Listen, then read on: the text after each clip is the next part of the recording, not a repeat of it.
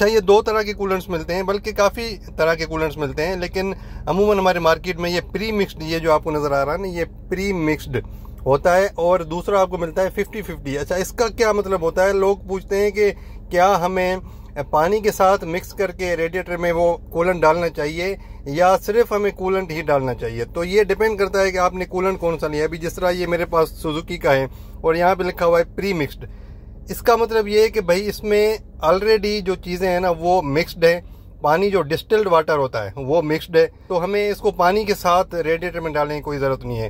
पहले आपने रेडिएटर को बिल्कुल ड्रेन करना है, उसकी सफाई करवा के। खासतौर पे ये गर्मियाँ जो चल रही है ना, 50 तक टेम्परेचर पहुँच गया है, तो आपने क्या करना है, पहले आप रेडिएटर की सफाई करवा लें। अगर आपकी गाड़ी थोड़ी पुरानी है तो आपकी गाड़ी डेफिनेटली जो है वो हीटअप होगी। तो बेहतर ये है कि आप पहले रेडिएटर की सफाई करवा लें, सर्विस करवा लें, उसके बाद सारा जो पानी होगा वो ड्रेन हो जाएगा। फिर आप कूलेंट डालें, ठीक है। प्री मिक्स्ड वाला लें तो वो बेहतर है।